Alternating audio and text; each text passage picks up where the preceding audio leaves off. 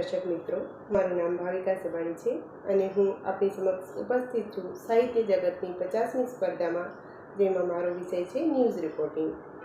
તો આજના સમાચાર શરૂ કરીએ. ભીંડા, બટાકા, ટામેટાં વગેરે જેવા શાકભાજી 1 કિલો પર 1 કિલો ફ્રી મળી રહ્યા છે, જે અમને જાણવા મળતા અમે સૌથી પહેલાં આપની સમક્ષ એ સમાચાર પ્રસ્તુત કરી અને આનંદની લાગણી અનુભવી રહ્યા છીએ. તો આપ સૌ પણ એ તકનો જલ્દીથી લાભ લઈ લેજો.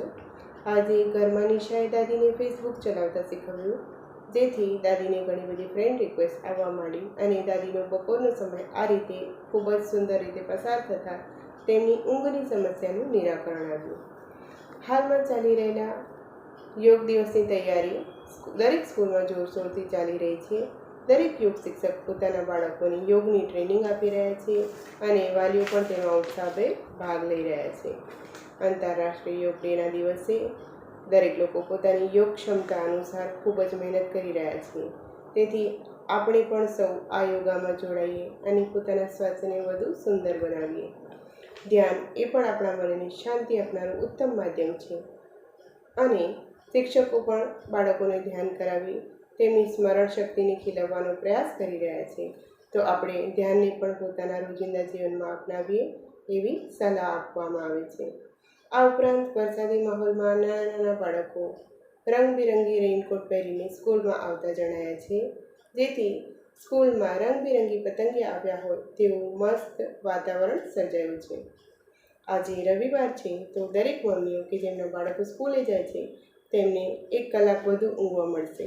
અમારી ટીમના એક્સપર્ટના જણાવ્યા અનુસાર આ મહિલાઓના ચહેરા પર સવારે તાજગી ભર્યા અને વધુ ખુશ જણાયા હતા.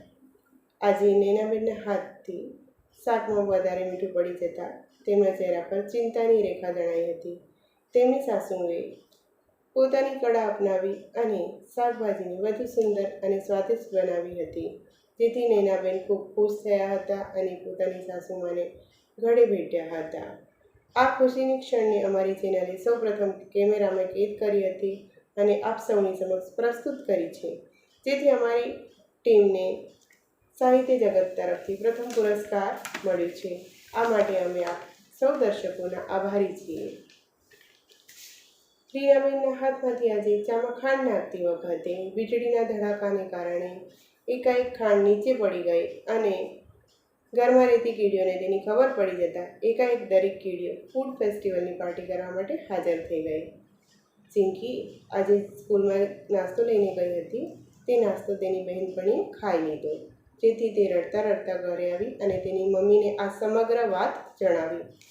તેની મમ્મીએ આ સમસ્યાનું નિરાકરણ લાવવા માટે ચિંકીને જણાવ્યું કે આવતીકાલથી તે 2 લંચ બોક્સ આપશે, જેથી તે પોતાનો નાસ્તો કરી શકે અને પોતાની બહેનપણીને પણ આપી શકે. ભારતીબહેનના ઘરમાંથી મસ્ત મજાની ભજીયાની સુગંધ આવતા અમારી સમગ્ર ન્યૂઝ ચેનલ તરત જ ત્યાં પહોંચી ગઈ હતી અને તેમને પૂછતા જાણવા મળ્યું હતું કે આટલી સરસ સુગંધ માટે તમે શું અપનાવો છો?